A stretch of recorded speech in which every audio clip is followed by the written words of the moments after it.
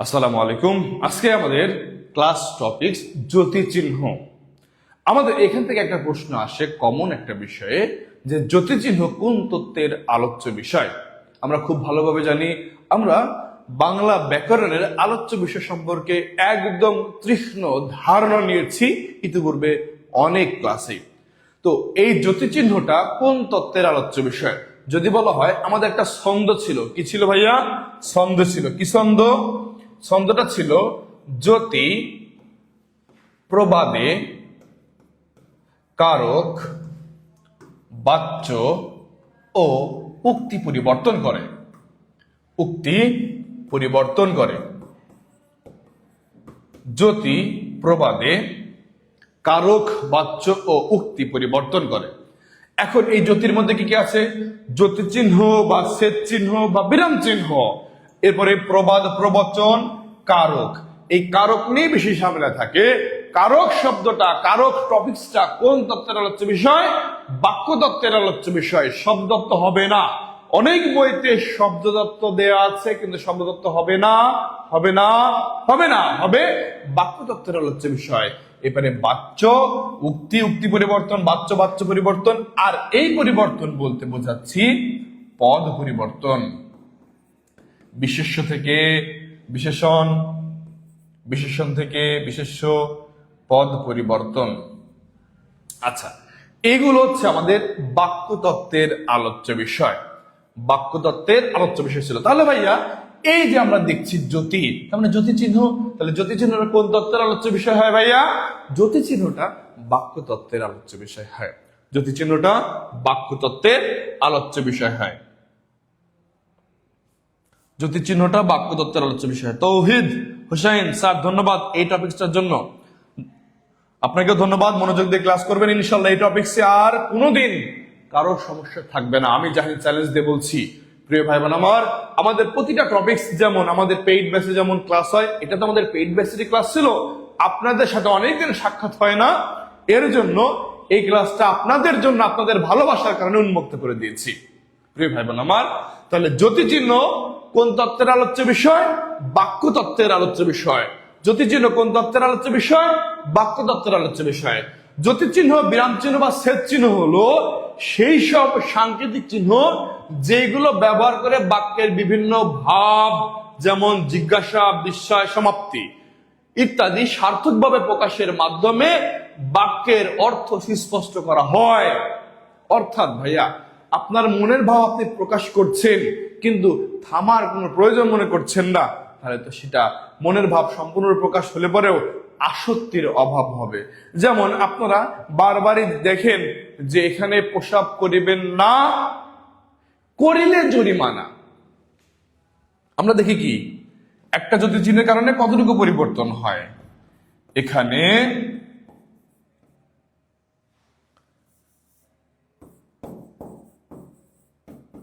পেশাব করিবেন না, করিলে জরিমানা।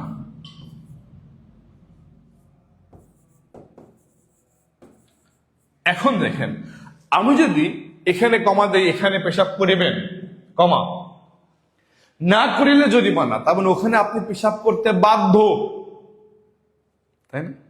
কিন্তু আদৌ কি দেখেন, একটা জ্যোতি চিহ্নের কারণে, একটা জ্যোতি চিহ্নের কারণে পুরো বাক্যটাই কি ভিন্ন হয়ে গেল না? এখন তাহলে এই জ্যোতি চিহ্নটা কোথায় হবে? এই যে জ্যোতি চিহ্নের সঠিক প্রয়োগটা কোথায় হবে? এখানে পেশাব করিবেন না, করিলে 500 টাকা জরিমানা, 100 টাকা জরিমানা, ইত্যাদি ইত্যাদি এরকম। তাহলে একটা কমা, একদম ক্ষুদ্র একটা জ্যোতি চিহ্ন, একটা কমার কারণে পুরো বাক্যটা আমাকে অর্থের পরিবর্তন করে দিল।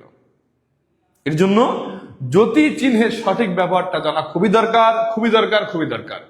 আমাদের এমনিতেই আমাদের পারিপার্শ্বিক জীবনেও দরকার, কথা বলার সময়ও দরকার, লেখার সময় দরকার। আমরা যে ফেসবুকে পোস্ট করি, এই পোস্টে যেমন বানানের দিকে লক্ষ্য রাখতে হয়, জ্যোতি চিহ্নের দিকে লক্ষ্য রাখতে হয়। কিন্তু দেখবেন অনেকে শুধু পোস্ট করেই যায়, একটা পোস্টের মধ্যে শত শত বানান ভুল থাকে, জ্যোতি চিহ্নের সঠিক প্রয়োগ নাই, এর জন্য আপনার বুঝতেও অসুবিধা হয়।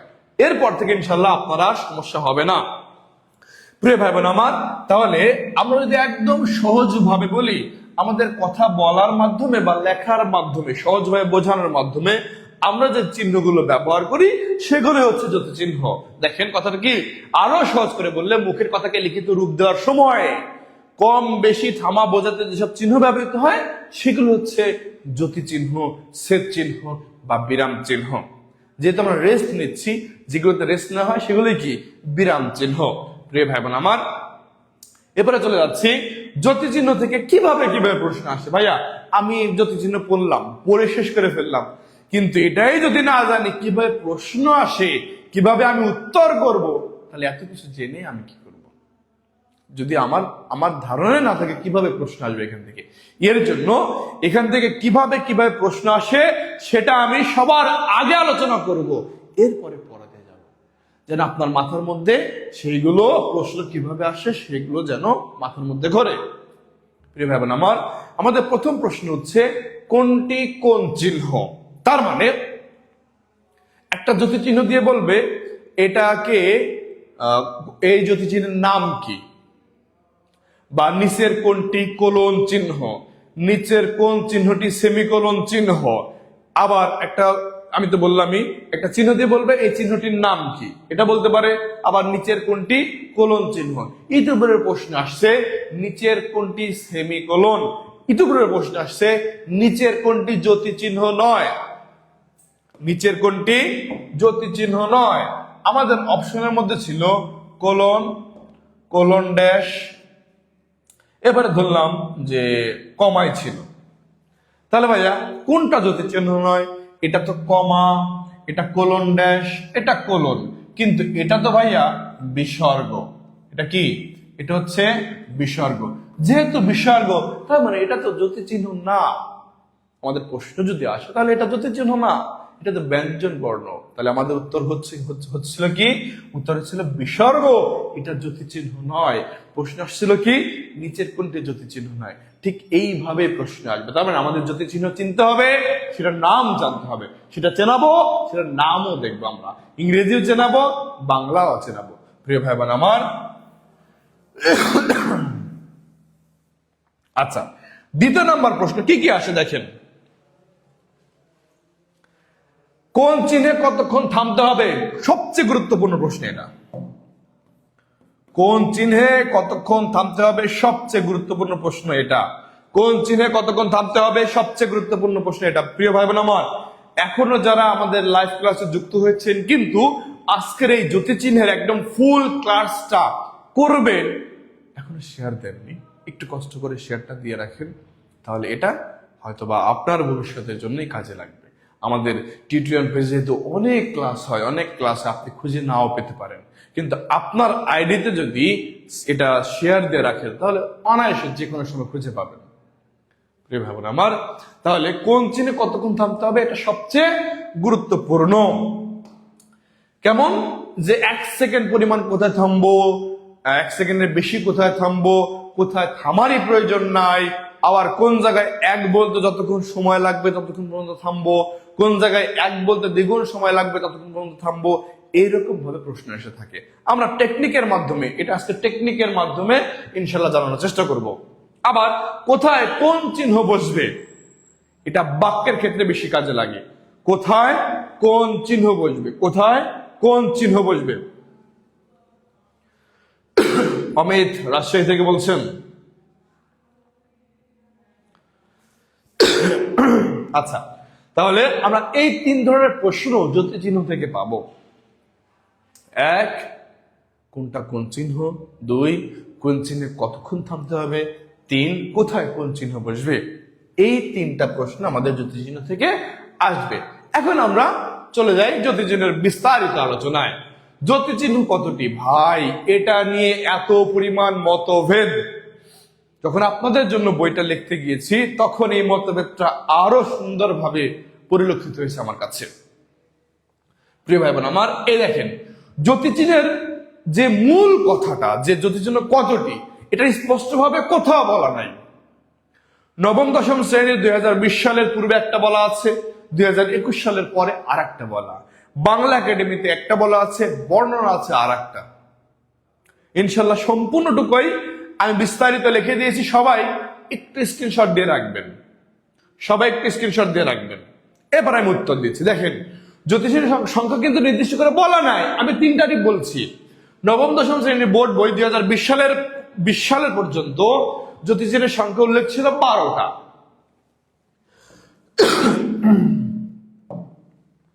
12টা ছিল, কিন্তু আবার 2021 সালে এসে যেটা নতুন আপনারা ব্যাকরণ দেখছেন, এই নতুন ব্যাকরণে জ্যোতিচিহ্ন আছে 14টা। এখন 14টা থাকুক, কোনো সমস্যা ছিল না। আবার ব্যাখ্যা আছে কয়টা? 13টা। নবম দশম শ্রেণীর 103 নম্বর পৃষ্ঠায় গিয়ে এটা দেখতে পাবেন, রেফারেন্স সহ দিয়েছি। আবার বাংলা একাডেমি প্রমিত বাংলা ব্যাকরণ বইয়ের 2য় খণ্ডে 10ম সংস্করণে এই যে 2য় খণ্ডে দেওয়া আছে 16টি জ্যোতিচিহ্ন। কয়টি ভাইয়া? 16টি। কোথায় বলা আছে? বাংলা একাডেমি প্রমিত বাংলা একাডেমি থেকে যেটা বইটা বেরোয়েছে, বাংলা ব্যাকরণ বইয়ের যে 2য় খণ্ডে এই জ্যোতিচিহ্ন আছে 16টা। কত নম্বর পৃষ্ঠা আছে ভাইয়া? 227 নম্বর পৃষ্ঠা বের করবেন, দেখবেন ওখানে উল্লেখ আছে জ্যোতিচিহ্ন মোট 16টা, ওটার ব্যাখ্যা দেওয়া আছে। আচ্ছা, এরপরে তাহলে আমাদের প্রশ্ন হচ্ছে, স্যার আপনি তো 3টাই দিলেন, ঠিক আছে, আপনার মতামত মেনে নিলাম, আমরা উত্তর করবো কি? বিপদে ফেলালেন তো আমাদের। আপনাদের বিপদে ফেলাই নেই, বিপদ থেকে উদ্ধার করার দায়িত্ব তো আমার। আচ্ছা প্রিয় ভাই বোন আমার, তাহলে এই যে আমরা এখানে 3টা মত পেলাম, 1, 12টি, 14টি, 13টি এবং 16টি, 4টা মত পেয়েছি, তাই না? যেহেতু 14টি উল্লেখ আছে, আবার 13টির বর্ণনা আছে, তাহলে 13টা বলতে হবে। আবার বাংলা একাডেমিতে 16টা বলা আছে। এখন উত্তর করবো কোনটা? এই দেখেন, সেটা দিয়েছি, আমি বলে দিয়েছি। আমি একটু পর্যায় বুঝিয়ে দিচ্ছি, প্রশ্নানুসারে উত্তর করবেন কোনটা। সবচেয়ে সর্বোত্তম উত্তরটা হচ্ছে 16টি। আপনার অপশনে যদি 16টা থাকে তাহলে অবশ্যই 16টা দাগাবেন, একদম মানে নিশ্চিন্তে নির্ভাবনায় 16টা দাগাবেন। কিন্তু আপনি 16টা পড়ছেন, 16টা দাগাবেন, ঠিক আছে, কিন্তু অপশনেই 16টা নাই, তখন উত্তর করবেন কোনটা? তখন উত্তর করবেন 13টি। যদি দেখেন 13টা, জাহিন ভাই বলছে যে 16টা যদি না থাকে অপশনে তাহলে 13টা দাগাবো, ঠিক আছে, 16টাও নাই, 13টাও নাই, এখন কি উত্তর করব? তখন উত্তর করবেন 12টি। অপশন বুঝে শুনে তারপরে উত্তর করবেন। এছাড়া কোনো অপশন আমার জানা নেই, কেননা আমাদের এখানে নির্দিষ্ট কোনো সংখ্যা নাই যে এক্সাক্ট এই কয়টাই জ্যোতিচিহ্ন আছে। এর জন্য 3টাই উত্তর হবে, তবে অ্যাপ্রোপ্রিয়েট উত্তর হচ্ছে 16টি। যদি 16টি অপশনে না থাকে, তখন হবে 13টি। 13টি অপশনে না থাকলে তখন উত্তর হবে 12টি। তাহলে আপনার আনসারটা সঠিক হয়ে যাবে। প্রিয় ভাই বোন আমার, আমরা কি বুঝতে পারছি? একটু কমেন্ট করে জানাই তো ভাইয়া। হ্যাঁ স্যার বুঝতে পারছি, জি স্যার বুঝতে পারছি। সবাই দ্রুত একটু কমেন্ট করে দেই।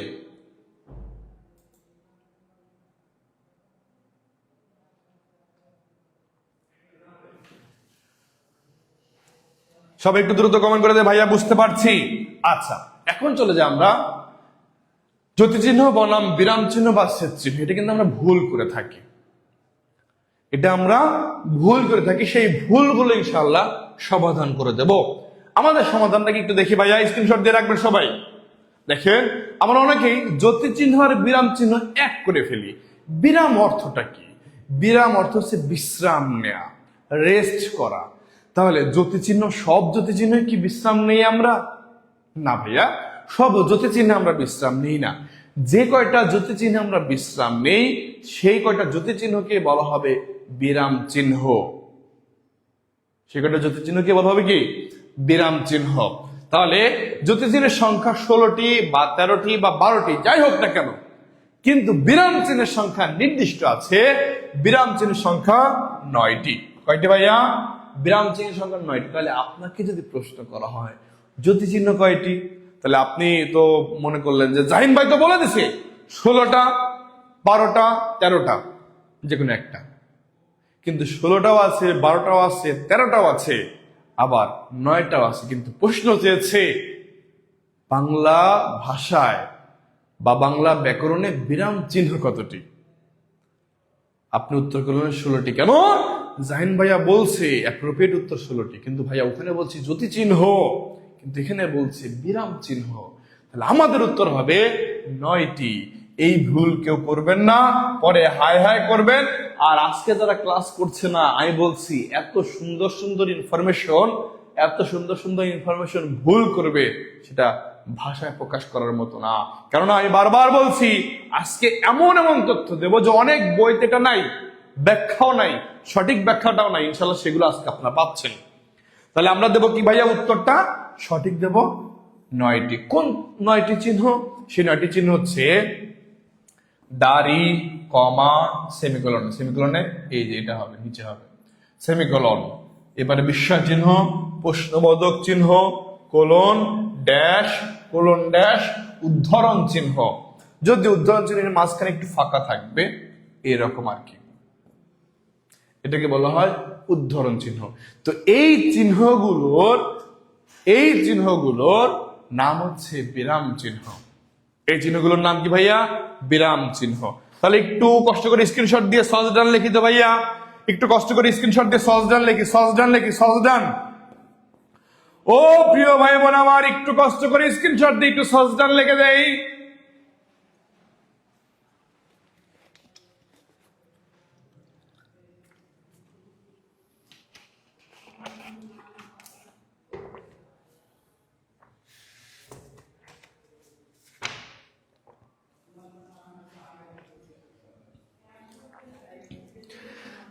দিয়েছি এখনো সহজ কেউ লেখে নাই। দ্রুত ভাইয়া, দ্রুত।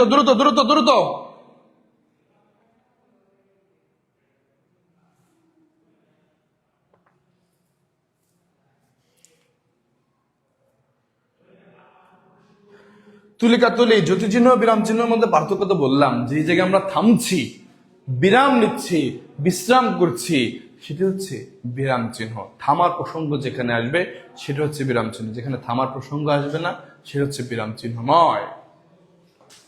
আচ্ছা, এরপরে চলে যাচ্ছে ভাইয়া, এই যে আমরা জ্যোতি চিহ্নগুলো চিনবো বা বিরাম চিহ্নগুলো চিনবো, দেখি আমরা একটু মনোযোগ দেবেন। যদি আমরা টেকনিকে এই যে থামার যে বিরামের যে সময়টুকু, এটা আমরা টেকনিকে জানার চেষ্টা করব। এখন জাস্ট আপনারা দেখেন কোনটাকে কোন চিহ্ন বলে। যদি আমরা জানি তাহলে ভাইয়া, দাড়িকে কি বলা হচ্ছে? পূর্ণচ্ছেদ, যেটাকে ইংরেজিতে বলা হয় ফুল স্টপ। এই যে আমাদের দাড়ি চিহ্ন। কমা, যেটাকে বলা হয় পাদচ্ছেদ, আচ্ছা, এটা ইংরেজি নাম। এই যে আমাদের এই শব্দটা আসে, কমা কোন ভাষা থেকে আগত? কমা হচ্ছে ইংরেজি শব্দ। এরপরে সেমিকোলন, যার অর্থ হচ্ছে অর্ধচ্ছেদ। সেমিকোলন, এই যে সেমিকোলন। প্রশ্ন চিহ্ন, এটা সবাই জানেন, প্রশ্নবোধক চিহ্ন। এই যে প্রশ্নবোধক চিহ্ন। বিস্ময় চিহ্ন, এই যে বিস্ময় চিহ্ন। হাইফেন, এই যে হাইফেন। ড্যাশ, এই যে ড্যাশ। কোলন, এই যে কোলন। আবার কোলনের মাঝে যদি ড্যাশ থাকে সেটাকে বলা হয় কি ভাইয়া? Colon dash. কোলনের মাঝে যদি ড্যাশ থাকে সেটাকে কি বলা হয়? Colon dash. কোলনের মাঝে যদি ড্যাশ থাকে সেটাকে বলা হয় কোলন ড্যাশ। প্রিয় ভাই বোন আমার, আমরা কি বুঝতে পারছি? সবাই সস দিয়ে সস ডান লিখবেন,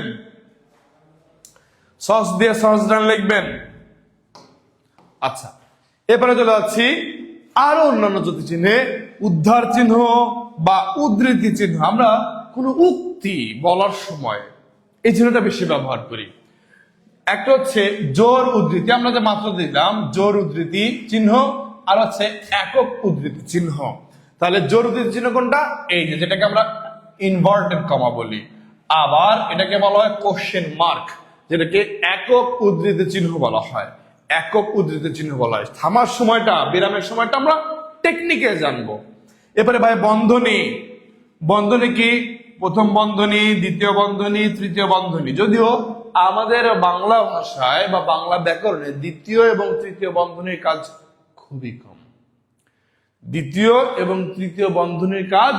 খুবই কম।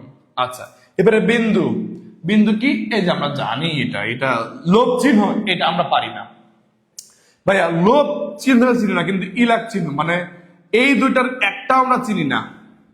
লোভ চিহ্ন চিনি না, আবার ইলাক চিহ্ন চিনি না, কিন্তু অবশ্যই আমরা অ্যাপোস্ট্রফি চিনি। কি চিনি? অ্যাপোস্ট্রফি চিনি। যেমন আমরা যদি লিখি যে জাহিন্স, এই যে চিহ্নটা দিলাম না, এটাকে বলা হয় অ্যাপোস্ট্রফি। আবার আপনারা বলেন অ্যাপোস্ট্রফি এস। হ্যাঁ ভাইয়া, অ্যাপোস্ট্রফি দিয়ে তারপরে এস দিলাম। অ্যাপোস্ট্রফি আমরা চিনি, কিন্তু আমরা তো বাঙালি, এই ইলাক চিহ্ন বা লোভ চিহ্নটাকে চিনি না। ইলাক চিহ্ন, অ্যাপোস্ট্রফিকে বলা হচ্ছে ইলাক চিহ্ন বা লোভ চিহ্ন, ইলাক চিহ্ন বা লোভ চিহ্ন, ইলাক চিহ্ন বা লোভ চিহ্ন। ভাইয়া আমরা কি বুঝতে পারছি? আমরা কি ক্লাসে বুঝতে পারছি? হ্যাঁ ভাইয়া, শেয়ার ডান, ধন্যবাদ। রেবেকা সুলতানা, ধন্যবাদ। সবাইকে বলছি, সবাইকে শেয়ার দিতে বলছি, সবাইকে শেয়ার দিতে বলছি। যারা যারা এই মুহূর্তে ক্লাস করছে, এই ক্লাসটা আপনার কাছে রেখে দেওয়ার জন্য, আপনার নিজের কাছে রেখে দেন না। কয়দিন পরে কমেন্ট করে জানেন, ভাইয়া আমরা তো পুরাতন ক্লাস পাই না, ভাইয়া আমরা তো কি বলে আপনার জ্যোতিচিহ্ন ক্লাসটা পাইনি, কিভাবে করব? ভাই এটা যদি শেয়ার দিয়ে করেন, শেয়ার দিয়ে রাখেন, তখন তো আপনিও দেখতে পেলেন, আপনার সুবাদে অন্যরাও দেখতে পেল।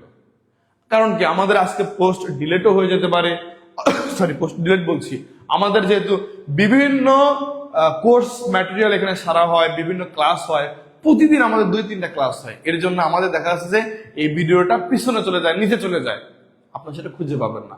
কিন্তু আপনি যদি এক্সাক্ট ভাবে শেয়ার দিয়ে রাখেন, হেডলাইন সহকারে জ্যোতিষিনের ক্লাস, তখন আপনি যখনই ঢুকবেন জ্যোতিষিনের ক্লাসটা করবেন, নোট করবেন, পেয়ে যাবেন ইনশাআল্লাহ। প্রিয় ভাই আমার, এবারে ত্রিবিন্দু। ত্রিবিন্দু কোনটা?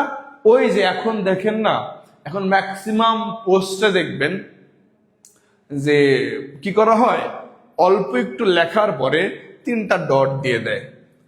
অল্প একটু লেখার পরে 3টা ডট দিয়ে বলে সি মোর, সি মোর। এই যে ডট, এটা হচ্ছে ত্রিবিন্দু। অসম্পূর্ণ বাক্যের ক্ষেত্রে ব্যবহার হয়, যেটা আমরা যদিও কোন জায়গায় কোনটা ব্যবহৃত হয় সে সম্পর্কে জানবো। কবির হোসেন আলহামদুলিল্লাহ স্যার ক্লিয়ার, সারোয়ার মোর্শেদ আলহামদুলিল্লাহ ক্লিয়ার, জান্নাতুল ইটস, হ্যাঁ ইটস অ্যাপোস্ট্রফি।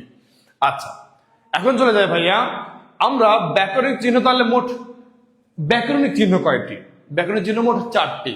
ধাতু চিহ্ন, less than, greater than, equal চিহ্ন, আমরা এগুলো খুব ভালোভাবে জানি। কিন্তু এই যে ধাতু চিহ্ন টিক চিহ্নের মতো, আবার অনেকে বলে এটা রুট চিহ্নের মতো। হ্যাঁ, কিন্তু রুট চিহ্ন তো অনেক দূর পর্যন্ত যায়, এটা তো আর রুট চিহ্ন না ভাইয়া, এটা হচ্ছে ধাতু চিহ্ন। এটা কি ভাইয়া? ধাতু চিহ্ন। অনেক দূর পর্যন্ত যাবে না, অনেক দূর পর্যন্ত যাবে না, এটা ধাতু চিহ্ন। এরপরে পূর্ববর্তী শব্দ থেকে উৎপন্ন, অর্থাৎ আমরা যেটা গ্রেটার দেন বলি, যেটা লেস দেন বলি, আবার যেটাকে ইকুয়াল চিহ্ন বলি। পূর্ববর্তী শব্দ থেকে উৎপন্ন, পরবর্তী শব্দ থেকে উৎপন্ন, সমান বাচক বা সমস্ত বাচক, সমান চিহ্ন, এটা আমরা খুব ভালোভাবেই জানি। এগুলোকে বলা হচ্ছে ব্যাকরণিক চিহ্ন। তাহলে আমাদের প্রশ্ন আসতে পারে, ভাইয়া নিচের কোনটি ব্যাকরণিক চিহ্ন? নিচের কোনটি ব্যাকরণিক চিহ্ন? তাহলে আমাদের এই 4টা অপশনের মধ্যে একটা দিয়ে দিল, সেটা কি? ব্যাকরণিক চিহ্ন। ইনশাল্লাহ আজকের পর থেকে আমাদের জ্যোতি চিহ্নের একটা সমস্যা থাকবে না। প্রিয় ভাই আমার, এরপরে সবচেয়ে গুরুত্বপূর্ণ যে জিনিসটা আমরা শিখব, সেটা হচ্ছে জ্যোতি বা বিরাম চিহ্নের বিরতিকাল। বিরাম চিহ্নের বিরতিকাল সম্পর্কে জানব, এবং এই সম্পর্কে ইতিপূর্বে বলেছি, আজকেও আবার বলছি, জান্নাতুল ফেরদাউস ধাতু চিহ্ন। হ্যাঁ, ভেরি গুড। আচ্ছা, এখন দেখি ভাইয়া, এক বলতে যে সময় লাগবে, এই সময়টা কোথায় কোথায় থামবো? এক বলতে যে সময় লাগবে, এই সময়টা থামবো আমরা উকের মধ্যে। কিসের মধ্যে? উকের মধ্যে। উক কিসের মধ্যে থামবো? উকের মধ্যে থামবো। এখন ভাইয়া উকের মধ্যে কি কি আছে? উকের মধ্যে আছে উদ্ধরণ চিহ্ন, যেটা মাত্র আমরা দেখলাম, উদ্ধরণ চিহ্ন। কতে কমা, কতে কমা। উদ্ধরণ চিহ্ন কোনগুলো ভাইয়া? এই যে এটা হচ্ছে উদ্ধরণ চিহ্ন। কমা আবার কি ভাইয়া? দেখি, এই যে নিচে যে দাগটা, এটাকে বলা হয় কি? কমা।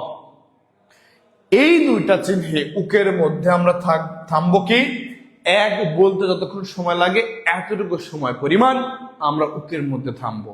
আবার যদি দেখি তাহলে উকের মধ্যে কি কি আছে, উদ্ধরণ চিহ্ন এবং কমা, উদ্ধরণ চিহ্ন এবং কমা।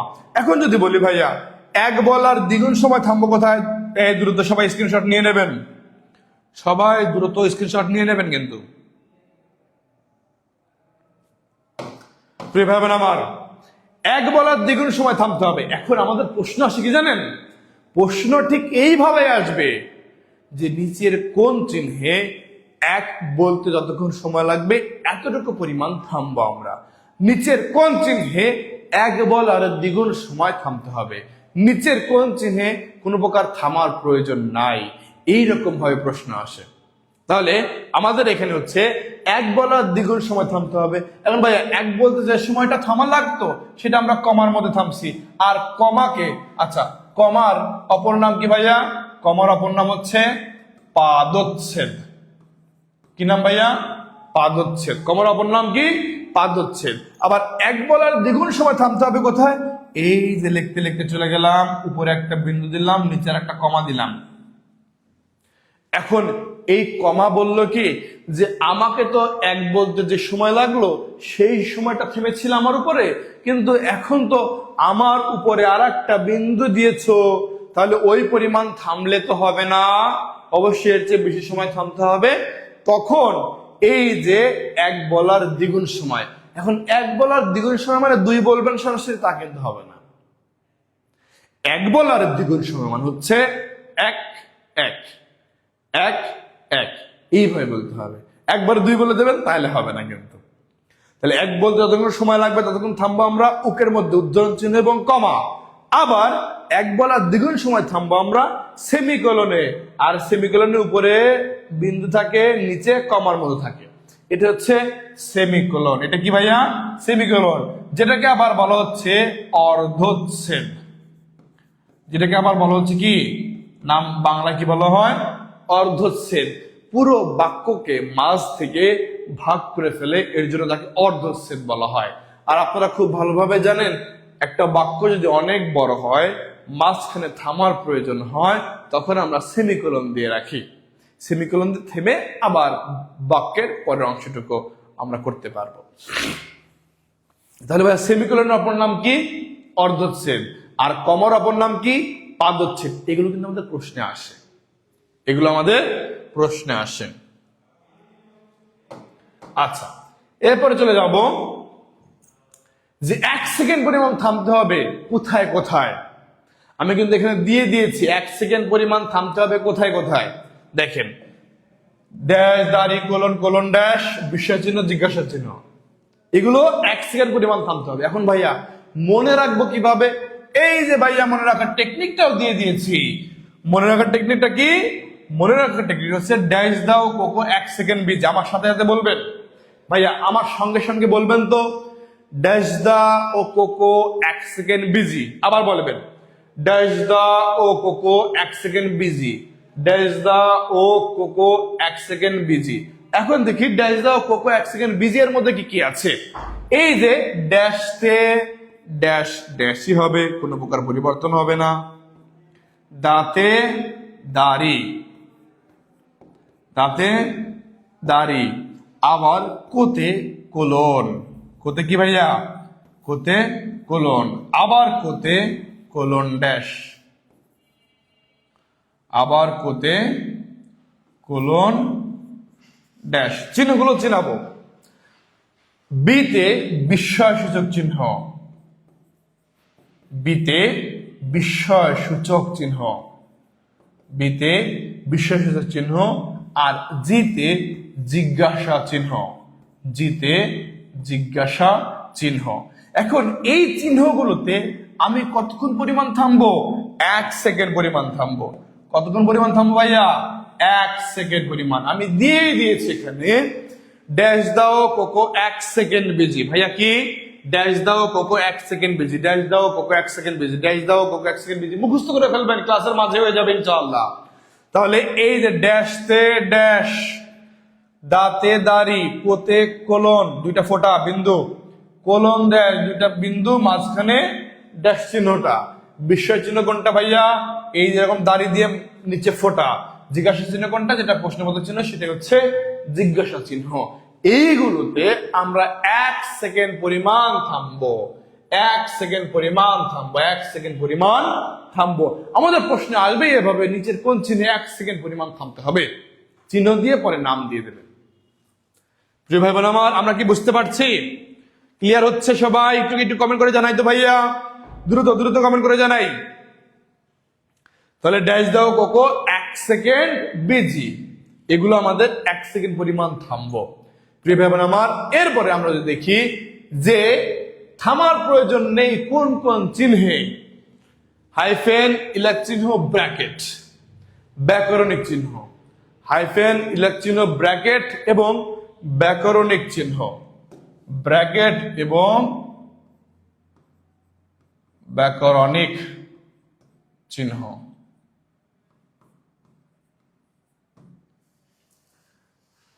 হাইফেন, ইলাক চিহ্ন, ব্র্যাকেট এবং ব্যাকরণিক চিহ্ন। এখন আমরা টেকনিকে যদি চলে যাই, তাহলে ভাইয়া দেখি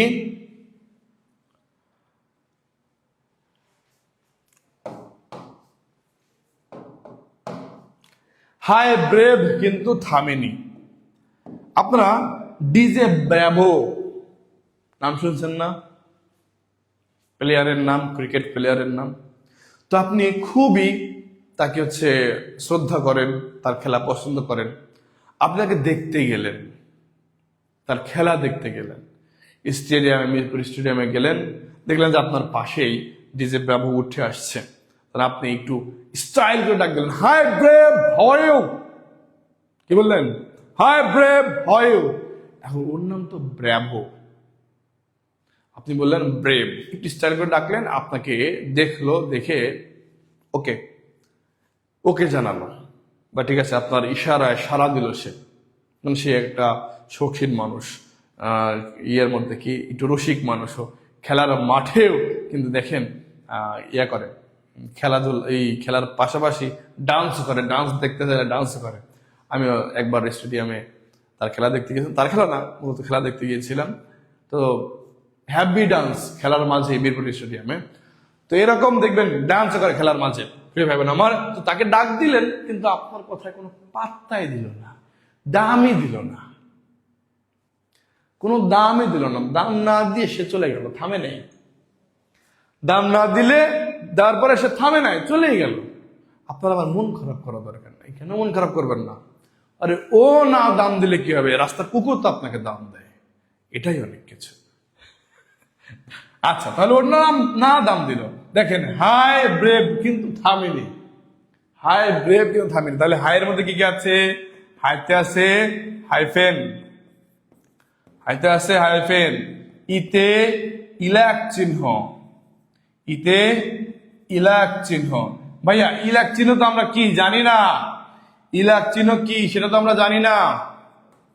এ আবার কি? ওই যে আমরা একটু আগে বললাম ইলাক চিহ্ন বা লোভ চিহ্ন, যেটা আমরা কি বলি? অ্যাপোস্ট্রফি বলি, যেটাকে আমরা অ্যাপোস্ট্রফি বলি। ইলাক চিহ্ন বা লোভ চিহ্ন, যেটাকে আমরা বলি অ্যাপোস্ট্রফি। আচ্ছা, যেটাকে আমরা বলি অ্যাপোস্ট্রফি। এবারে ব্রাতে ব্রাকেট, ব্রাতে bracket, first bracket, second bracket, আর থার্ড ব্র্যাকেট। আর বতে ব্যাকরণিক চিহ্ন, ব্যাকরণিক চিহ্ন। এই ব্যাকরণিক চিহ্ন কোনগুলো ভাইয়া? ধাতু চিহ্ন, less than, greater than, equal, এগুলো হচ্ছে ব্যাকরণিক চিহ্ন। এইগুলোতে কোনোভাবেই আমরা থামবো না, এইগুলোতে কোনোভাবেই আমরা থামবো না। হাই ব্রেভ কিন্তু থামেনি, হাইতে হাইফেন, ইতে ইলাক চিহ্ন, ব্রাতে ব্র্যাকেট, বতে ব্যাকরণিক চিহ্ন। এই যে হাইফেন, ইলাক চিহ্ন, ব্র্যাকেট, ব্যাকরণিক চিহ্ন, এগুলোতে কখনোই আমাদের থামার প্রয়োজন নাই, এইগুলোতে কখনো আমাদের থামার প্রয়োজন নাই। প্রিয় ভাই বোন আমার, তাহলে এইগুলোতে আমরা কখনোই থামবো না। আমরা কি বুঝতে পারছি? আচ্ছা প্রিয় ভাই বোন, যারা এখনো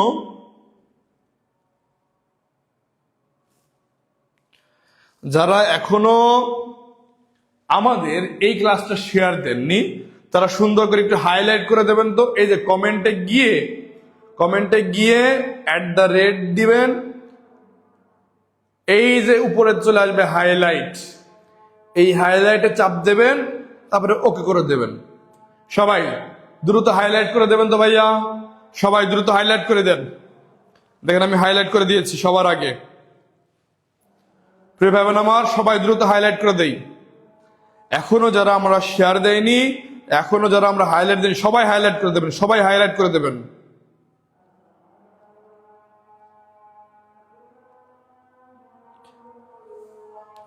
দ্রুত দ্রুত দ্রুত সবাই হাইলাইট করবেন, দেখবো আমি কে কে হাইলাইট করছে। সবাই দ্রুত হাইলাইট করবেন, সবাই দ্রুত হাইলাইট করবেন।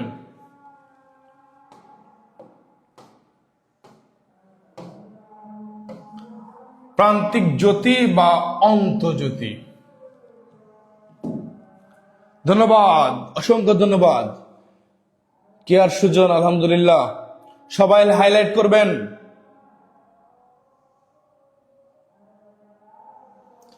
আশফিকা কবির, সুজন, রাসেল, মোহাম্মদ ইমরান উদ্দিন কাদেরি, রুসাইবা ইসলাম হীরা না রুসিবা, রাব্বানি খান, বাহ, পেন্সিলা কাপুরি, নাসরিন আক্তার, আসমা তাবাসসুম মিষ্টি, রুমানা আক্তার, মুনতাহা মিম, মহিউদ্দিন মোল্লা, আব্দুর রহমান পটুয়াখালী। এই আপনি কি পরে আসছেন পটুয়াখালীবাসী? আপনার এতক্ষণ কমেন্ট দেখলাম না যে পাপড়ি জামান, লিজা, সুমি আক্তার হয়নি ভাইয়া, সুমি আক্তার হয়নি হাইলাইটসটা। মিতু, মনিরুল কাদের, ধন্যবাদ, অসংখ্য ধন্যবাদ, অসংখ্য ধন্যবাদ সবাইকেই। তো আমার ভালোবাসার মানুষের অভাব নাই এই জগতে, আমার ভালোবাসার মানুষের অভাব নাই, সবাই আমাকে ভালোবাসে। এর জন্যই তো আপনাদের কাছে বারবার ফেরত আসি, বারবার ফিরে আসি। আসমানে আক্তার, আফরোজা টিন, এই নুরজিনা আক্তার নূর হয়নি, বর্মন, বিউটি রানী বর্মন হয়নি। আচ্ছা, আমরা আবার পরে চলে যাই। সবাই দ্রুত হাইলাইট করে দেবেন, দ্রুত হাইলাইট করবেন, দ্রুত হাইলাইট করবেন। প্রান্তিক জ্যোতিচিহ্ন বা অন্তর্জ্যোতি। প্রান্তিক মানে কি? যে জ্যোতিচিহ্নগুলো সবার শেষে বসে, যে জ্যোতিচিহ্নগুলো সবার শেষে বসে সেগুলোকে বলা হয় প্রান্তিক জ্যোতিচিহ্ন। প্রান্তিক জ্যোতিচিহ্ন মোট 4টি। কয়টি ভাইয়া? 4টি। কি কি? দাড়ি, প্রশ্নবোধক চিহ্ন, বিস্ময়সূচক চিহ্ন, 2 দাড়ি। এখন আমরা টেকনিক মনে রাখবো কিভাবে ভাইয়া? টেকনিক হচ্ছে দাবি 2 প্রশ্নের, দাবি 2 প্রশ্নের। দাতে দাড়ি, বিতে বিস্ময়সূচক চিহ্ন, বিতে বিস্ময়সূচক চিহ্ন, 2তে 2 দাড়ি। এই যে 2 দাড়ি বিভিন্ন কবিতার শেষে দেখবেন, গানের কলি শেষে দেখবেন এই 2 দাড়ি দেখা যায়। যদিও আগে দেখতেন ঠিক এইভাবে একটু বাঁকা করে দেয়া, এখন আর বাঁকা করে দেওয়া নেই। আবার প্রশ্নবোধক চিহ্ন, এই 4টা চিহ্ন কে বলা হয় প্রান্তিক জ্যোতি। আমাদের যদি এখন প্রশ্ন আসে নিচের কোনটি প্রান্তিক জ্যোতি, আমরা পরের আগে হয়তো বা মাথায় ঘোরাতে আল্লাহ এ আবার কি, প্রান্তিক জ্যোতি কই থেকে আসলো। আবার যদি বলা হয় অন্তর্জ্যোতি কোনটা, ভাইয়া অন্ত মানে তো শেষ, তাহলে শেষ জ্যোতি চিহ্ন কোনটা ভাইয়া? এই 4টার একটা দিলেই হয়ে যাবে। প্রশ্ন কিভাবে মনে রাখবো? দাবি 2 প্রশ্নের। আপনার কাছে 2টা প্রশ্নের দাবি। কয়টা প্রশ্নের দাবি? সবাই 2টা করে প্রশ্ন করবেন আমাকে। আজকেও সবাই 2টা করে প্রশ্ন করবেন। কয়টা করে প্রশ্ন করবেন? জাহিন ভাইয়াকে নিয়ে 2টা করে প্রশ্ন করবেন। সব প্রশ্নের উত্তর ইনশাল্লাহ দেওয়ার চেষ্টা করব, যদিও দিতে পারবো না তারপর চেষ্টা করবো। প্রিয় ভাই বোন আমার, সবাই 2টা করে প্রশ্ন করবেন। স্যার আপনার এটা কেন? স্যার আপনি এটা কেন? স্যার আপনি সবাই পাঞ্জাবি পড়েন কেন? 2টা করে প্রশ্ন করবেন সবাই, 2টা করে। কয়টা করে প্রশ্ন করবেন? 2টা করে। সবাই কমেন্টে প্রশ্ন করেন, সবাই কমেন্টে প্রশ্ন করেন দেখি, সবাই কমেন্টে প্রশ্ন করেন। নীলুফা, ইয়াসমিন হয়নি ভাইয়া, হাইলাইটটা হয়নি। হাইলাইট করলে কি এমবি যায়? না ভাইরে, এমবি যায় না। আরে কষ্ট রে, এমবি গেলে আমি ফেরত দিয়ে দেবো, এমবি ফেরত। হাইলাইটে যে এমবি যায়, আল্লাহ আপনার 1 নিমিষে সব এমবি ফুরাই যাবে। হাইলাইট দিলে দেখবেন 1 নিমিষে সব এমবি শেষ। হাইলাইটে কোনো এমবি যায় না ভাই। আচ্ছা, তাহলে আমাদের টেকনিকটা কি ভাইয়া? দাবি দুই প্রশ্নের। সবার কাছে আমি দুইটা প্রশ্ন দাবি করেছি। কয়টা প্রশ্ন দাবি করেছি? দুইটা প্রশ্ন দাবি করেছি। এক, জাহিন ভাইকে নিয়ে দুইটা প্রশ্ন, অথবা আমাদের টিউটোরিয়ালকে নিয়ে দুইটা প্রশ্ন করবেন। দুইটা প্রশ্নের উত্তর দেবো ইনশাআল্লাহ। ইনশাআল্লাহ উত্তর করব। আচ্ছা, এখন আমরা পড়ার মধ্যে চলে যাই।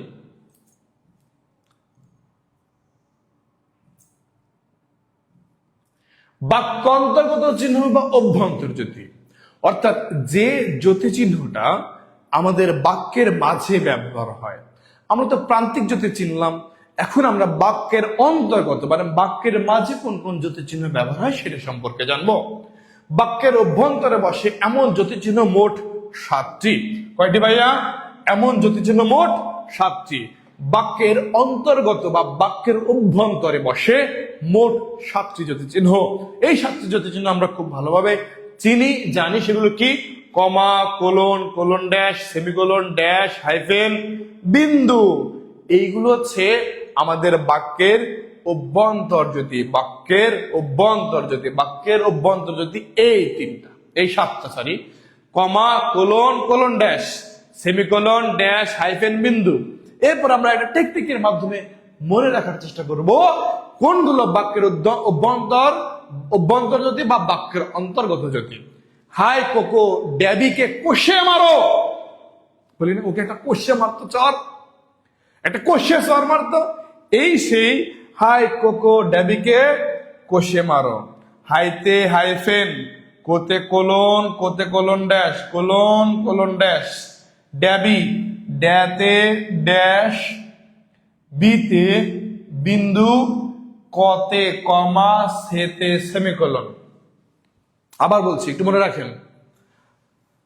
হাইতে হাইফেন, কোতে কোলন, আবার কোতে কোলন ড্যাশ, ড্যাতে ড্যাশ, বিতে বিন্দু, বিতে বিন্দু, কতে কমা, সেতে সেমিকোলন। এইগুলো, এই 7টা জিনিসে আমরা বাক্যের মাঝে বা অন্তর্গত, ভিতরে ব্যবহার করি, অন্তরে ব্যবহার করি, ভিতরে ব্যবহার করি। স্যার আপনার বাসা কোথায়? আপনার পছন্দের খাবার কোনটি? আমার বাসা হচ্ছে পাগলাগারদের পাশে, পাবনা।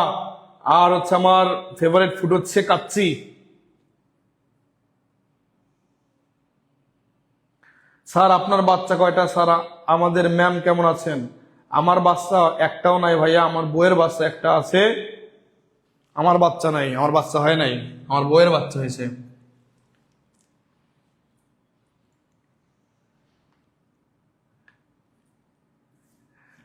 সারোয়ার মুর্শেদ শাওন, আসসালামু আলাইকুম স্যার, আপনার শরীরের অবস্থা কেমন এখন? আপনার বইটা লেখা কবে শেষ হবে?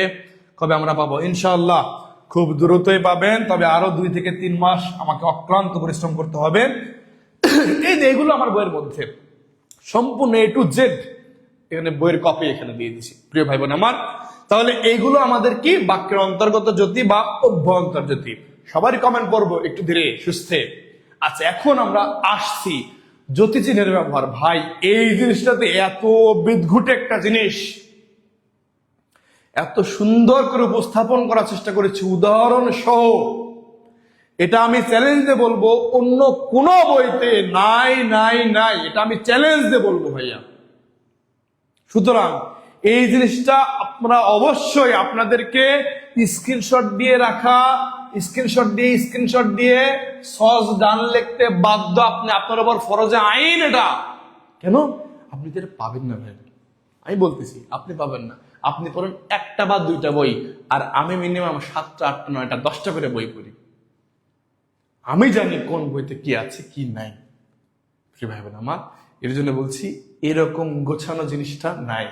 সুতরাং প্রত্যেকটা ছবি, প্রত্যেকটা স্লাইড আপনার স্ক্রিনশট দিয়ে রাখবেন, অথবা ভিডিওটা দেখার পরে সুন্দরভাবে বোঝার পরে আপনি এটা পুনরায়, আজকে আর দেখার দরকার নেই, কালকে দেখবেন, বুঝবেন, নোট করে ফেলবেন, দেখবেন, বুঝবেন, নোট করে ফেলবেন। কারণ আপনার নিবন্ধনের সিলেবাসে প্রথমেই দেখবেন জ্যোতি চিহ্নের কথা আছে, প্রথমেই দেখবেন জ্যোতি চিহ্নের কথা আছে। তার মানে এখান থেকে প্রশ্ন আসবে আসবে আসবে। আচ্ছা, আমরা পরে চলে যাই প্রিয় ভাই বোন আমার। এই যে দাড়ি নিয়ে এখন আমরা আলোচনা, দাড়ি কোথায় কোথায় দাড়ি বসে। বাক্যের পরিসমাপ্তি বোঝাতে দাড়ি বা পূর্ণচ্ছেদ ব্যবহার করতে হয়। পরিপূর্ণ বাক্যটা আমার শেষ, এটা বোঝাইতেই আমরা দাড়ি চিহ্নটা ব্যবহার করবো, স্বাভাবিক কথা। জাহিন ফুটবল খেলা পছন্দ করে, হ্যাঁ খেলা পছন্দ করে, কেউ প্রশ্ন করতেই পারেন এটা, স্যার আপনার কোন খেলাটা পছন্দ? আমি ফুটবল খেলাটা পছন্দ করি, আমি ফুটবলের একজন প্লেয়ার ছিলাম, যদি কিপার ছিলাম, ফুটবল খেলতাম, মানে কিপার ছিলাম আর কি। পরে এক সময় মাজা ভেঙে গেল ফুটবল খেলতে খেলতে, এরপর থেকে 144 ধারা জারি, কোনোভাবে আর ফুটবল খেলা যাবে না, তারপর থেকে ফুটবল খেলা বাদ দিয়ে দিলাম। জাহিন ফুটবল খেলা পছন্দ করে। আবার নির্দেশাত্মক বা অনুজ্ঞাসূচক বাক্যের শেষে দাড়ি বসে। এই ছেলে মনোযোগ দিয়ে শোনো, এই যে বাক্যটা বললাম মনোযোগ দিয়ে শোনো, এরপরে আমরা দাড়ি চিহ্নটা ব্যবহার করব। খেয়ে দিয়ে পড়তে যাও, ক্লাসটা করে নামাজটা পড়ে পড়তে বসবে, 1টা না 12টা পর্যন্ত পড়বে, পড়ার পরে ঘুমাতে যাবে, 12টা থেকে শুরু করে 4টা 5টা পর্যন্ত ঘুমাবে, 5টা পর্যন্ত ঘুমানোর পরে তারপরে সকালে উঠবে, ভোরবেলা উঠবে, উঠে নামাজ পড়বে, নামাজ টামাজ পড়ে একদম ফ্রেশ মাইন্ডে আবার 4-5 ঘন্টা 3-4 ঘন্টা একটানা পড়বে, 3 ঘন্টা মিনিমাম। এই সময় পড়ার সময় যে পড়াটা। আচ্ছা, প্রসঙ্গের সংখ্যা ও ক্রম নির্দেশ সংখ্যার পরে দাড়ি বসে। যেমন বাংলাদেশের 3টি বড় নদীর নাম যথাক্রমে পদ্মা, মেঘনা, যমুনা, এরপরে কি আমি দাড়ি দিয়েছি। আবার কোথায় যে একের পরে বিন্দু দিলাম, পদ্মার পরে কমা দিলাম, এগুলো ব্যবহার আছে, এগুলো ব্যবহার জানাবো। পরোক্ষ প্রশ্নের শেষে প্রশ্নবোধক চিহ্ন না বসে দাড়ি ব্যবহার হয়। কে জানতে চাইলো আমি রাতে ভাত খাবো কিনা? আপনাকে প্রশ্ন করলাম, কে জানতে চাইলো আমি আজকে রাত্রে ভাত খাবো কিনা?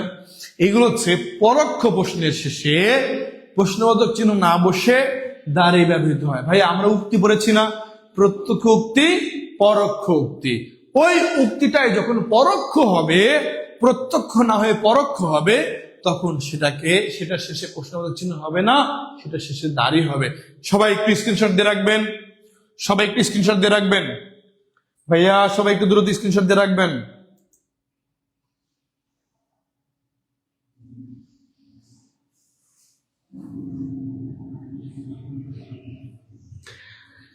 কে আর সুজন, আমিও কি পারছিলাম ইনজুরির কারণে। আচ্ছা,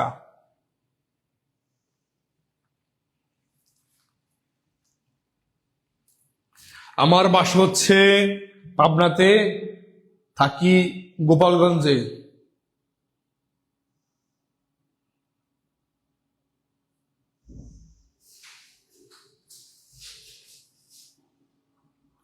রমজানের ক্লাসটা ইনশাল্লাহ আমরা দিনের বেলায় নেওয়ার চেষ্টা করব।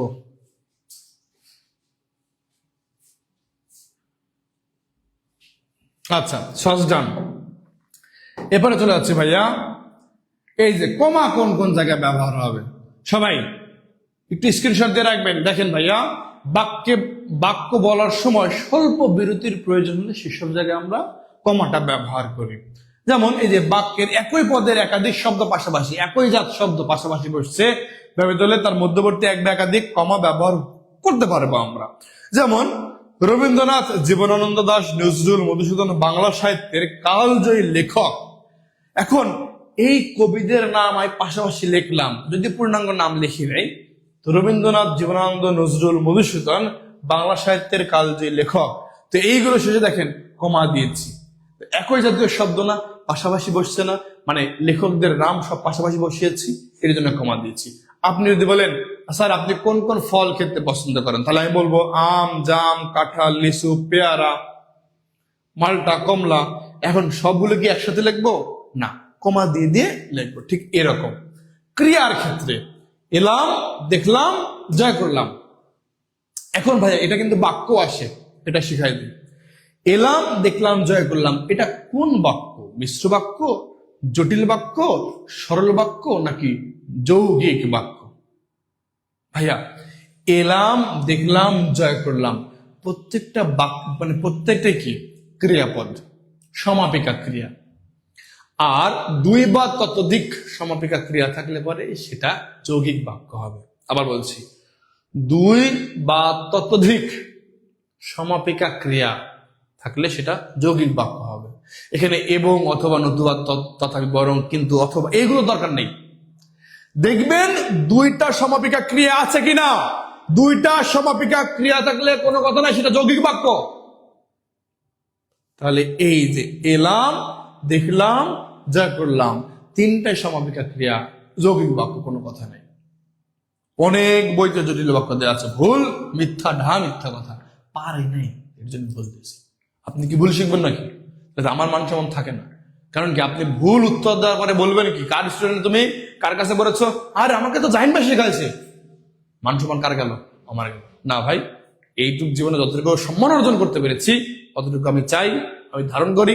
হয়তোবা কতটুকু ধারণ করতে পারবো জানি না, তবে যতটুকু শেখাই, অ্যাপ্রোপ্রিয়েট জিনিসটুকু শেখাই, কড়া লেভেলের জিনিসটুকু শেখাই।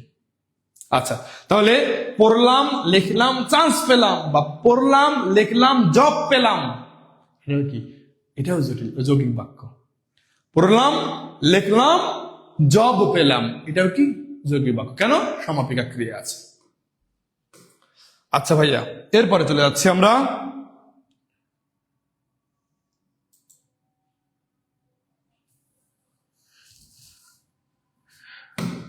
ভুল শেখার জন্য আমাদের জব হয় না, এর জন্যই তো আপনারা টিউটোরিয়ালে আসছেন। ইনশাল্লাহ এখান থেকে কোনো প্রকার আর ভুল শিখবেন না।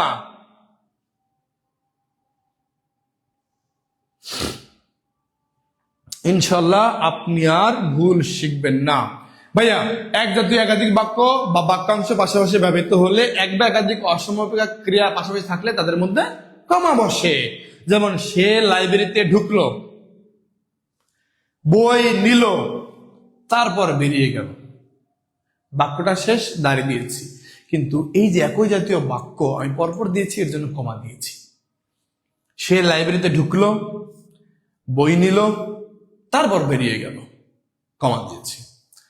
আমি কেশ এলাইয়া, ফুল কুড়াইয়া, ভালোবাসা দিবরে পরাণ ভরিয়া। কি ভালোবাসা! কেশ এলাইয়া, ফুল কুড়াইয়া, ভালোবাসা দিবরে পরাণ ভরিয়া। আছে কয় তারিখ? ও, আজকে তো 15 তারিখ। হইলো একটা কিছু। হ্যাঁ, আচ্ছা, আজকে 15 তারিখ। আচ্ছা, তারপরও সবাইকে জানাই 14 তারিখে সুন্দরবন দিবসের শুভেচ্ছা। যাদের যাদের হাজবেন্ড আছে, ওয়াইফ আছে, গার্লফ্রেন্ড আছে, বয়ফ্রেন্ড আছে, নাউজুবিল্লাহ মার্কা কোনো জিনিস আছে, তাদেরকেও জানাই ভালোবাসা দিবসের ফুলের শুভেচ্ছা। যদিও ফুল নাই,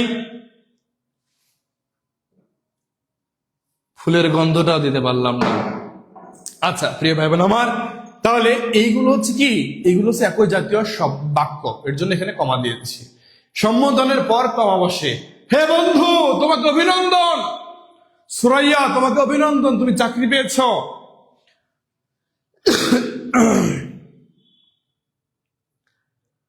অনেকগুলো ভালোবাসা। কবির হোসেন, রেবেকা সুলতানা।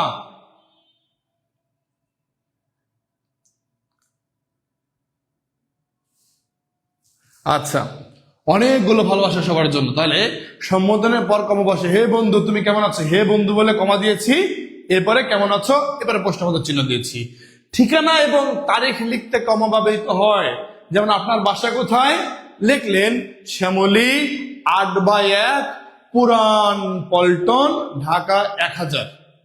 এই যে লিখলেন, এটা দেখেন শ্যামলী কমা 38/1 কমা পুরান পল্টন কমা ঢাকা 1000, এরপরে দাড়ি, সবার শেষে কি দিলাম? দাড়ি।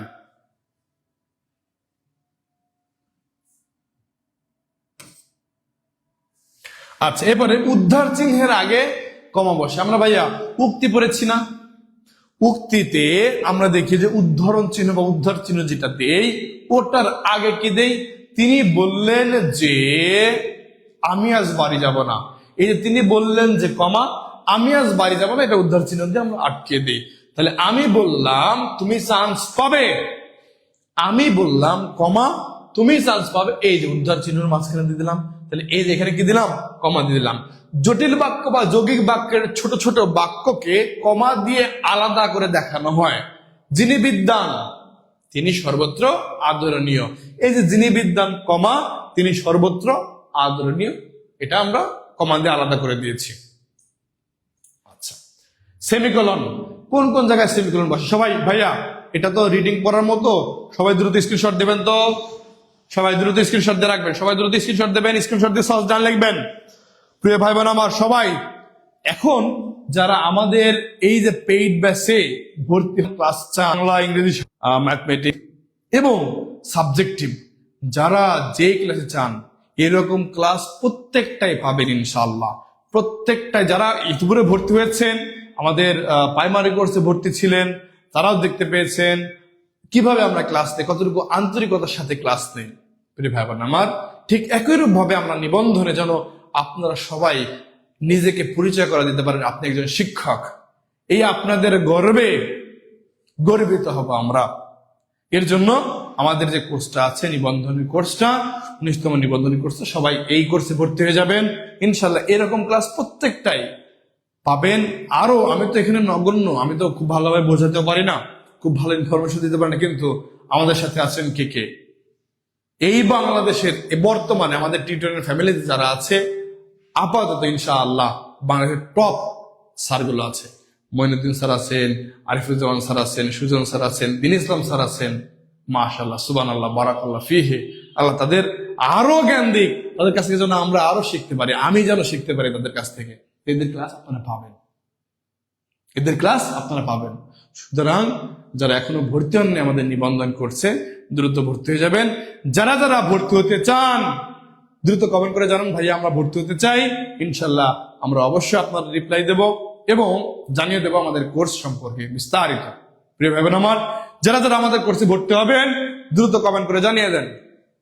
এখন চলে যাও ভাই, আবার ক্লাসে চলে যাচ্ছে ভাইয়া।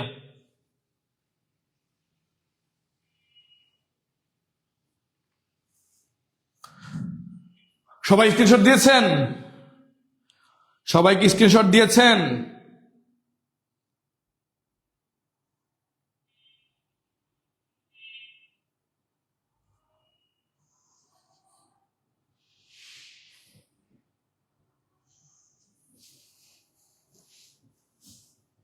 স্যার ন্যূনতম শুদ্ধ বানান কি হবে? আপনি তো শুদ্ধই লিখছেন স্যার, আপনি তো অশুদ্ধ লেখেন নাই।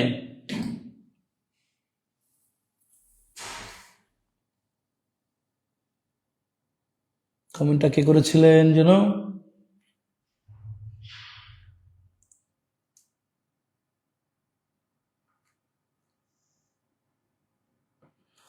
এই আপনি ন্যূনতম বানানটা শুদ্ধ লিখেছেন।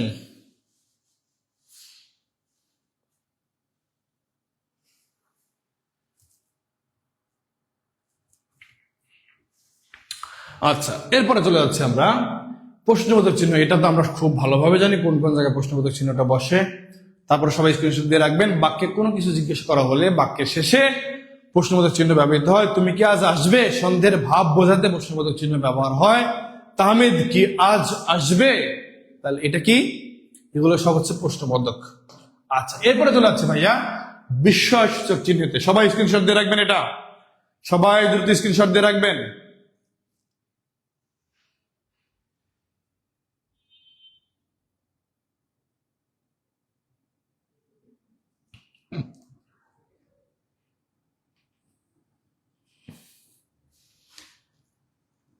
হাজিরা খাতুন, হাজিরা, ধন্যবাদ, অসংখ্য ধন্যবাদ।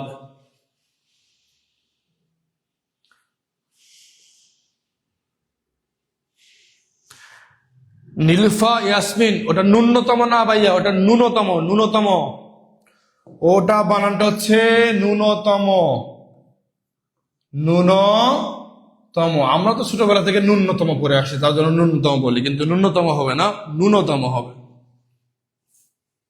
আচ্ছা, এরপরে চলে যাচ্ছে ভাইয়া হাইফেনের মধ্যে কোথায় কোথায় হাইফেন বলবে, কোথায় কোথায় হাইফেন বসে। স্ক্রিনশট দিয়ে রাখবেন কোথায় কোথায় হাইফেন বসে সবাই।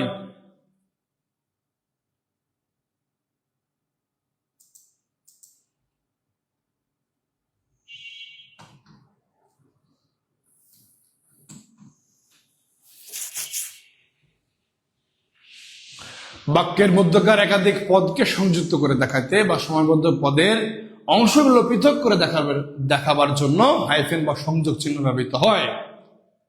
শিক্ষক ভালো মন্দ বুঝিয়ে দেন, সে হাসি কান্না একসাথে সহ্য করেছে, ঘরে বাইরে সবখানে সে সম্মান পায়। এবার ড্যাশ কোথায় কোথায় বসে দেখেন ভাইয়া, দ্রুত দ্রুত স্ক্রিনশট দেবেন, দ্রুত স্ক্রিনশট দেবেন। ড্যাশ কোথায় কোথায় বসে দ্রুত স্ক্রিনশট দিয়ে রাখবেন। ড্যাশ চিহ্ন প্রধানত বাক্যের মধ্যে বা নিম্নলিখিত ক্ষেত্রে বসতে পারে: যৌগিক বা মিশ্র বাক্যে পৃথকভাবাপন্ন দুই বা তার বেশি বাক্যের সমন্বয় বা সংযোগ ঘটার ক্ষেত্রে ব্যবহৃত হয়। যেমন, তোমরা অসহায়কে সাহায্য করো, ড্যাশ দিয়ে বললাম, এতে তোমাদের সম্মান কমবে না বাড়বে। দেখেন, এটা ড্যাশ চিহ্ন। এই যে ভাইয়া, আমরা ভুল করব না, এটা ড্যাশ চিহ্ন, আবার এটা কিন্তু হাইফেন। ড্যাশ আর হাইফেনকে কখনো এক করবেন না। ড্যাশ চিহ্ন সবসময় নিচে বসে, হাইফেন মাঝ বরাবর বসে। ড্যাশ চিহ্ন নিচে বসে, হাইফেন মাঝ বরাবর বসে। ড্যাশ চিহ্ন নিচে বসে, হাইফেন মাঝ বরাবর বসে। এটা ভুল করবেন না কখনোই। ড্যাশ চিহ্ন নিচে বসে, হাইফেন মাঝ বরাবর বসে। আচ্ছা, এরপরে চলে যাচ্ছে আমরা। শিক্ষক বললেন ড্যাশ, এই ছেলে এদিকে আসো। কোলন কোন কোন জায়গায় ব্যবহৃত হয়? বাক্যের প্রথম অংশের কোন উক্তিকে দ্বিতীয় অংশের ব্যাখ্যা করা এবং উদাহরণ স্থাপনের কাজে কোলনটা ব্যবহার করা হয়। যেমন, ভাষার দুইটি রূপ: কোলন কোলন কথ্য ও লেখ্য ভাষা। এই যে কথ্য লেখ্য ভাষা, ভাষার দুইটা রূপ যে বললাম, এর আগে কি দিলাম আমরা? কোলন চিহ্নটা দিলাম। কিন্তু ভাই আপনারা কি দেন? মাঝখানে ফাঁকা দেন। মাঝখানে ফাঁকা দিলে তো এটা কি হয়ে যাচ্ছে? মাঝখানে ফাঁকা দিলে সেটা বিসর্গ হয়ে যাচ্ছে।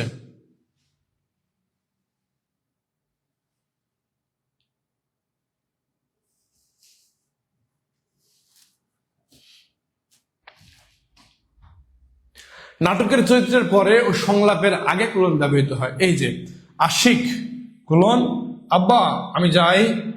আব্বা বলল কোথায়? আশিক বলল ডাক্তার ডেকে নিয়ে আসে। এই যে কোলন চিহ্নগুলো, এই সংলাপের মানে নাটকের সংলাপ বা যে কোনো সংলাপ হোক না কেন, তার ওই নাম বা যে বলছে কথাটা তার পরে বসে। এরপরে চলে যাচ্ছে ভাইয়া, একটি অপূর্ণ বাক্যের পরে অন্য একটি বাক্যের অবতারণা করতে কোলন বসে। যেমন, সবাই সাব্যস্ত হলো।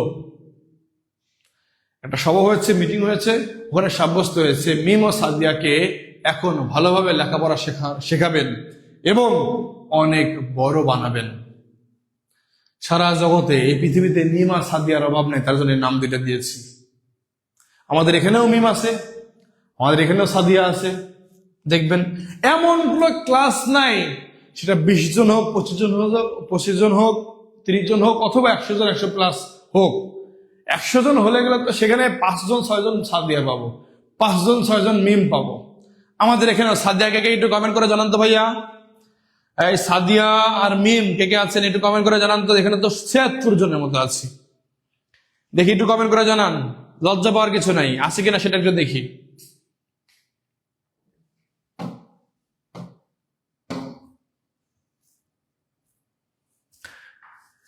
আবেদনপত্রের ভুক্তি, উপভুক্তির পরে এবং উদাহরণ তালিকা বা ব্যাখ্যা রসিদ মন্তব্যের আগে কোলন বসে।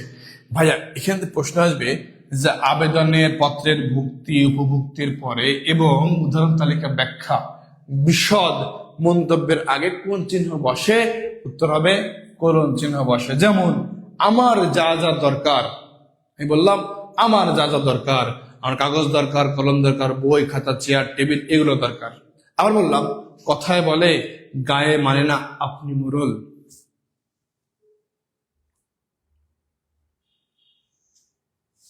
খুব দ্রুত শুরু হয়ে যাবে কবির ভাইয়া, আমাদের সাবজেক্টিভ ক্লাস খুব দ্রুত শুরু হয়ে যাবে ইনশাআল্লাহ।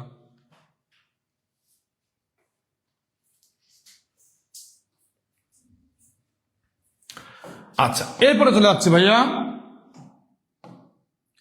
উদ্ধৃতি চিহ্ন বা উদ্ধার চিহ্ন কোথায় কোথায় বসে?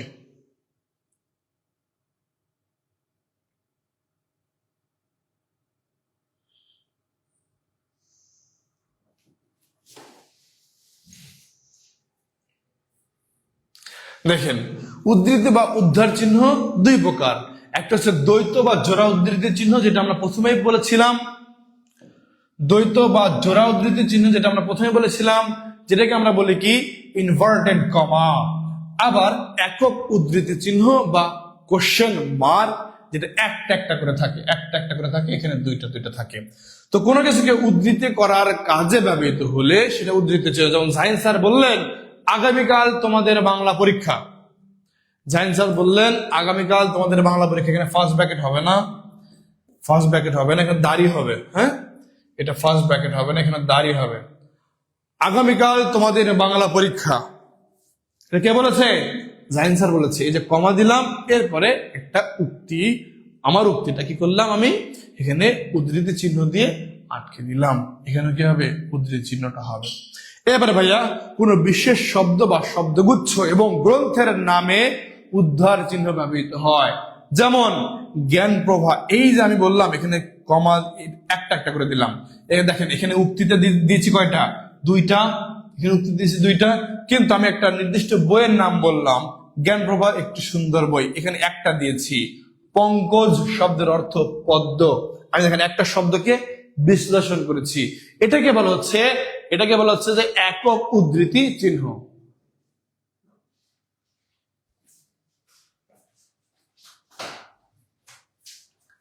একক উদ্ধৃতি চিহ্ন। আচ্ছা, আর বেশি সময় লাগবে না প্রিয় ভাই বোন আমার, খুব দ্রুত শেষ করে ফেলবো। ব্র্যাকেট বা বন্ধনী চিহ্ন কোনটা কোনটা? ব্র্যাকেট বা বন্ধনী চিহ্ন, এই যে ফার্স্ট ব্র্যাকেট, সেকেন্ড, এটা তো জানি আমরা। বন্ধনী তিন প্রকার, প্রথম, দ্বিতীয়, তৃতীয়, এটা খুব ভালোভাবে জানি। বাংলা সাহিত্যে প্রথম দ্বিতীয় বন্ধনী ব্যবহার হয়, তৃতীয় বন্ধনী ব্যবহার হয় না। কাজী নজরুল ইসলাম, এই যে আমরা বললাম কাজী নজরুল ইসলাম 1899 সালে জন্মগ্রহণ করেছে। এবার দেখেন এই যে এখানে কি দিয়েছি? হাইফেন দিয়েছি। আবার 1976 সালে তিনি মৃত্যুবরণ করেছেন। এটাকেই আমি সংক্ষিপ্ত বোঝানোর ক্ষেত্রে একটা ফার্স্ট ব্র্যাকেট দিয়ে বুঝিয়ে দিয়েছি তার জন্ম এবং মৃত্যুকাল। বিদ্রোহী কবি হিসেবে পরিচিত, শেষে দিয়েছি দাঁড়ি। আবার বিন্দু বা সংক্ষেপ চিহ্ন, বিন্দু বা সংক্ষেপের চিহ্ন, দেখেন এখানে কি করেছি? শব্দ সংক্ষেপ বা ক্রম নির্দেশের কাজ করে কি কি? ভাইয়া ভাষার মৌলিক অংশ চারটা বললাম, এই যে প্রকারের কথা বললাম, ভাষার মৌলিক অংশ চারটা। এবারে কি দিয়েছি? কলম দিয়েছি, এরপরে এক দিয়েছি, তারপরে কি বিন্দু দিয়েছি। আমরা কিন্তু প্রথমেই বলেছিলাম, এটা প্রথমের দিকে বলেছিলাম কোলন এক, তারপরে কি বিন্দু, এরপরে কি ধ্বনি, এরপরে এখানে কি কমা দিয়েছি, এই একটার পর একটা। ঠিক একই রকম 2 বিন্দু শব্দ কমা, 3 বিন্দু বাক্য। এখানে দেখেন শেষেরটার আগে কমা হয় না, ও হয়ে যায়। যেমন আমার খাতা দরকার, কলম দরকার, পেন্সিল দরকার, বই দরকার, ও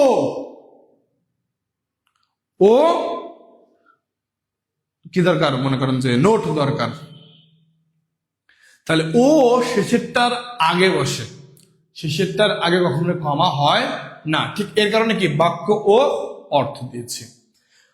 ডক্টর, এই যে ডক্টর প্রকাশ করার ক্ষেত্রে কি ব্যবহার করি আমরা? ডট বা বিন্দু ব্যবহার করি আমরা। ডক্টর মোহাম্মদ শহীদুল্লাহ একজন ভাষাবিদ, ডক্টর মোহাম্মদ শহীদুল্লাহ একজন ভাষাবিদ। প্রিয় ভাই বোন আমার, এ হচ্ছে আমাদের বর্ণ। এখন ত্রিবিন্দু বা বর্জন চিহ্ন, আমি কিন্তু এটা বলেছি। এখন দেখেন না, ম্যাক্সিমাম পোস্টে দেখবেন আপনাকে ওই ভিডিওটা ক্লিক করার জন্য বা ওই পোস্টটা ক্লিক করার জন্য আপনাকে অর্ধেক লেখা দেখা যায়, আর বাকি অর্ধেক সিমোর। এই সিমোরের আগে কি দেওয়া থাকে? ডট ডট ডট, 3টা ডট দেওয়া থাকবে। সিমোরের আগে 3টা ডট দেওয়া থাকে। এটা আমার কাছে যদিও বিরক্তকর লাগে, এটা বিরক্ত লাগে।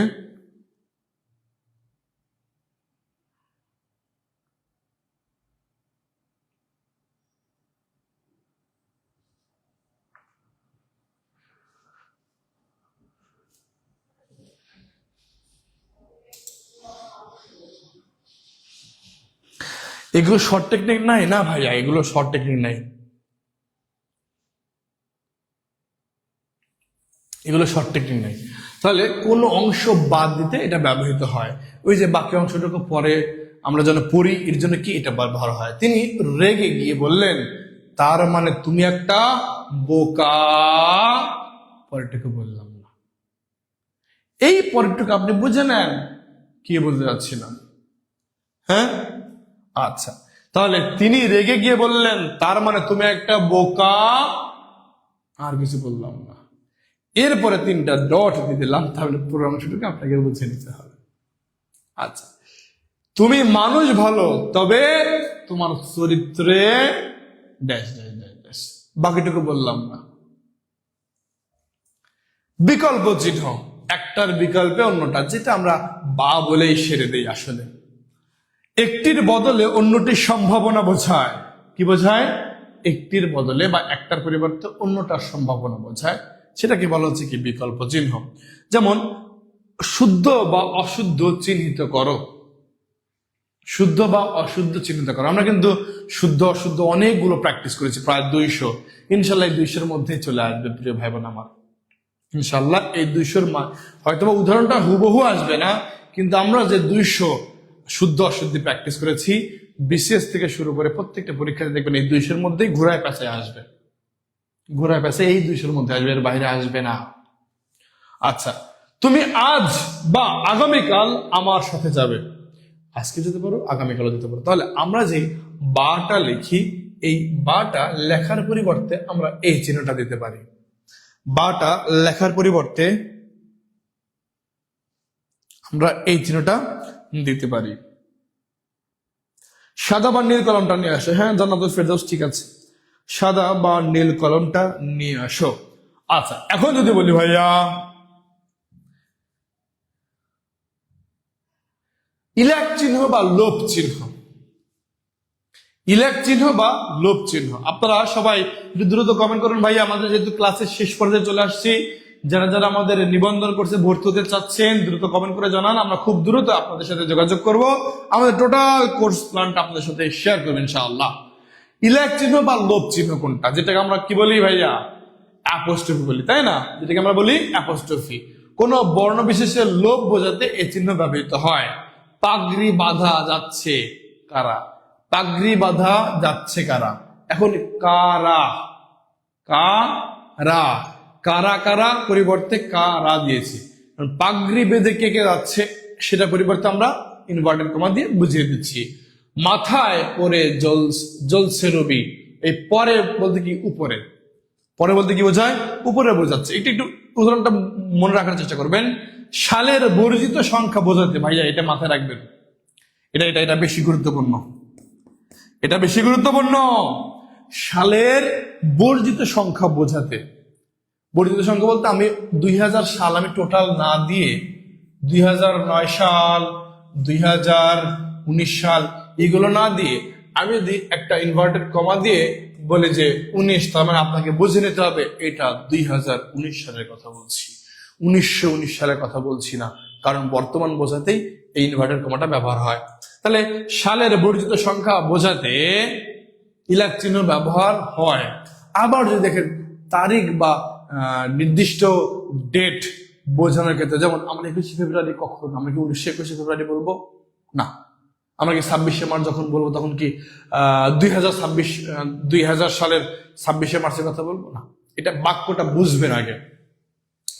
তাহলে এর সালের আগের অংশটুকু বোঝাবে। যেমন সালের বর্জিত সংখ্যা বোঝাতে ইলাক চিহ্ন ব্যবহৃত হয়। যেমন 26শে মার্চ 71, এই 71 কি আসছে আমাদের? তাহলে কি আমরা 2071 সাল বুঝবো নাকি 1971 সাল বুঝবো? অবশ্যই 1971 সাল বুঝবো। এই 1971, এই 1900 না দিয়ে আমি শুধু দিয়েছি 71, শুধু দিয়েছি কি 71। এটা বোঝানোর জন্য এখানে ইনভার্টেড কমা দিলাম, অ্যাপোস্ট্রফি। আমি অ্যাপোস্ট্রফি দিলাম, আপনাকে বুঝে নিতে হবে এটা 1971। 10ই জানুয়ারি 9, এই 9টা দ্বারা কি বোঝাচ্ছি? 2009 সাল, 2009 সাল। ঠিক এইসব জায়গায় এটা খুব বেশি আসে, এইসব জায়গায় আমরা এরকম অ্যাপোস্ট্রফি ব্যবহার করতে পারি। ও প্রিয় ভাই বোন আমার, এর মাধ্যমে আমাদের ক্লাসটা শেষ হয়ে গেল। বলেন তো আমাদের ক্লাসটা কেমন লাগলো? একটু কমেন্ট করে জানান। এইটা যদি আপনি সম্পূর্ণভাবে করতে পারেন, জ্যোতি চিহ্ন ইনশাল্লাহ আপনার কোনোদিন সমস্যা হবে না, হবে না, হবে না। আমি জাহিদ চ্যানেলতে বললাম। প্রিয় ভাই বোন আমার, আজকের ক্লাসটা কেমন লাগলো আপনারা বুঝতে পারছেন কিনা একটু কমেন্ট করে জানাবেন। আর আপনাদের আশেপাশে যারা এখনো আমাদের কোর্সে ভর্তি হয়নি, বা আপনি যদি এখনো আমাদের কোর্সে ভর্তি হতে না মানে ভর্তি হন নাই, আমি আপনাকে দুর্ভাগা বলবো না, আমি আপনাকে বলবো না দুর্ভাগা, বরং আমরা বলবো আমরা দুর্ভাগা। কেন?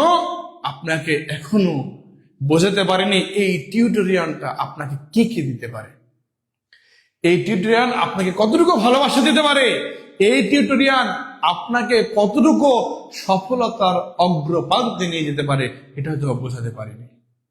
এর জন্য হয়তো আপনি ভর্তি হননি।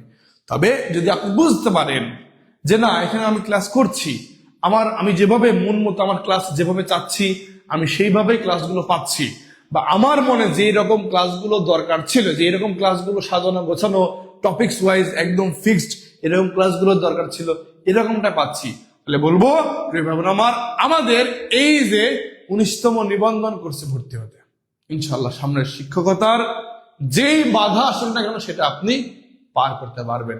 এটার জন্য দরকার কি? সঠিক গাইডলাইন। এই সঠিক গাইডলাইনটা দেবো আমরা, এই সঠিক গাইডলাইনটা আমরা আপনাকে দেব, আপনাকে করতে হবে। পড়া আমরা করে কমপ্লিট করে দিতে পারবো না ভাই, কিন্তু সঠিক হয়েছে আমরা দিলাম না। অনেক তথ্য আজকে দিয়েছি যে অন্য কোনো বইতে নাই, অন্য কোনো গাইডে নাই, আমি চ্যালেঞ্জে বলছি নাই, আপনি সেগুলো জানতে পারলেন। এটা হলো আপনার সঠিক গাইডলাইন, সঠিক তথ্য দিলাম আমি, এটা হচ্ছে সঠিক গাইডলাইন। একটা রুটিনের মধ্যে রাখলাম আপনাকে, এটাই সঠিক গাইডলাইন। এটা যদি চান তাহলে আমাদের নিবন্ধন কোর্সে ভর্তি হয়ে যান। আর আপনারা খুব ভালোভাবে জানেন, লাইভ ক্লাস চলাকালীন অবস্থায় যদি আমাদের কেউ এই নিবন্ধন কোর্সে ভর্তি হয় তাহলে তাদের জন্য 70% ডিসকাউন্ট। আমাদের এখানে আবার ভাগ আছে ভাইয়া। আমি বাংলা, ইংরেজি, সাধারণ গণিত এটা পারি ভাই, আমি সাবজেক্টিভ তো পারি না। সাবজেক্টিভের জন্য শুধু সাবজেক্টিভ পড়বেন, আমাদের কোড হচ্ছে S017। আবার ভাইয়া না, আমি ভর্তি যেহেতু আবার সব একসাথেই পড়বো, আমি আলাদা করে পড়বো না, বাংলা, ইংরেজি, সাধারণ জ্ঞান, সাধারণ গণিত এবং সাবজেক্টিভ সবই পড়বো। তখন কি করবেন? GS017 এই কোডটা ব্যবহার করবেন।